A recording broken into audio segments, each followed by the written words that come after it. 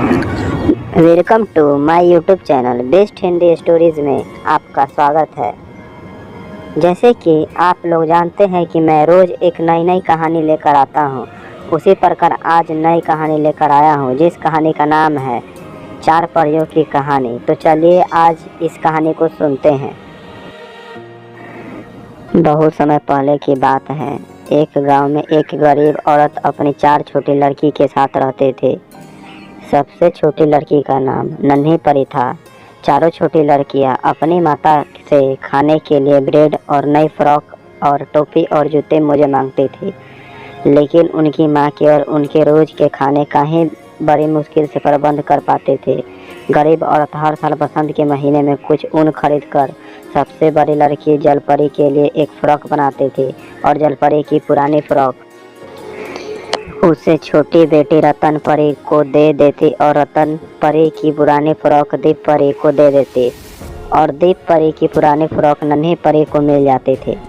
चारों बहनें उन फ्रॉक को पहनकर बड़ी खुश होती थी। एक दिन चारों बहनें जंगल में खेलने के लिए गए और दिन भर जंगल में ही खेलती रहे। धीरे धीरे अंधेरा होने लगा। तीनों बड़ी बहनें घर जाने के लिए रवाना हो गई, लेकिन नन्ही परी फूलों को लेने के लिए पेड़ों के बीच अकेली रह गई। नन्ही परी अकेली जंगल में डर रहे थे। नन्ही परी इधर उधर दौड़े ही और अपनी बहनों को खोजा, लेकिन वो जा चुकी थी।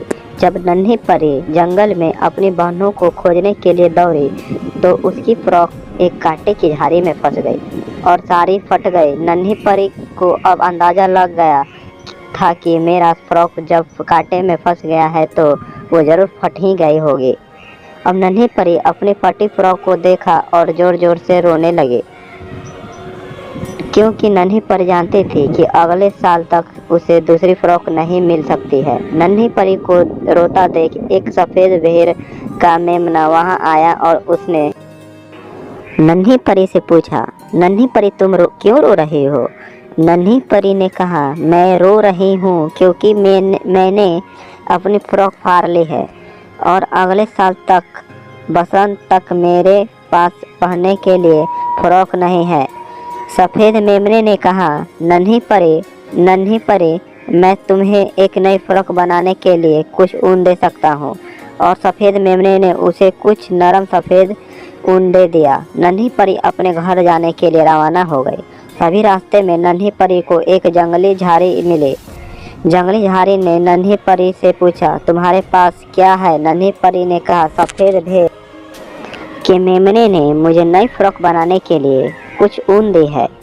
जंगली झाड़ी ने नन्ही परी से कहा कि ऊन से फ्रॉक बनाने के लिए इस ऊन को कंघी करनी पड़ेगी। ये ऊन मुझे दो, मैं इसे कंघी कर देती हूँ। नन्ही परी ने जंगली झाड़ी को सफ़ेद ऊन दे दिया और जंगली झाड़ी ने इसे अपने मजबूत कांटों से कंघी कर दिया। नन्ही परी अपने घर जाने के लिए रवाना हो गई। तभी आगे रास्ते में नन्ही परी को एक पेड़ पर मकड़ी मिली। मकड़ी ने नन्ही परी से पूछा, तुम्हारे पास क्या है? नन्ही परी ने कहा, सफ़ेद भेड़ के मेमने ने मुझे नई फ्रॉक बनाने के लिए कुछ ऊन दी है। जंगली झाड़ी ने नन्ही परी से कहा कि ऊन से फ्रॉक बनाने के लिए इस ऊन को कंघी करनी पड़ेगी। ये ऊन मुझे दो, मैं इसे कंघी कर देती हूँ। नन्ही परी ने जंगली झाड़ी को सफ़ेद ऊन दे दिया और जंगली झाड़ी ने इसे अपने ही मजबूत कांटों से कंघी कर दिया। नन्ही परी अपने घर जाने के लिए रवाना हो गई। तभी आगे रास्ते में नन्ही परी को एक पेड़ पर मकड़ी मिली। मकड़ी ने नन्ही परी से पूछा, तुम्हारे पास क्या है? नन्ही परी ने कहा, सफ़ेद भेड़ ने मेमने ने मुझे नई फ्रॉक बनाने के लिए कुछ ऊन दी है। और जंगली झाड़ी ने परी से कहा कि ऊन से फ्रॉक बनाने के लिए इस ऊन को कंघी करनी पड़ेगी। ये ऊन मुझे दो, मैं इसे कंघी कर देती हूँ। नन्ही परी ने पीचा को सफ़ेद ऊन का धागा दे दिया और पीचा ने इसे बुनकर कपड़ा बना दिया। नन्ही परी अपने घर जाने के लिए रवाना हो गई। तभी आगे रास्ते में नन्ही परी को एक केकड़ा मिला। केकड़े ने नन्ही परी से पूछा, तुम्हारे पास क्या है? नन्ही परी ने कहा, सफ़ेद भेड़ के मेमने ने मुझे नया फ्रॉक बनाने के लिए कुछ ऊन दिया है और जंगली झाड़ी ने उसे कंघी कर दिया है और मकड़ी ने काट कर धागा बना दिया है और पीचा ने इसे बुन कर कपड़ा बना दिया।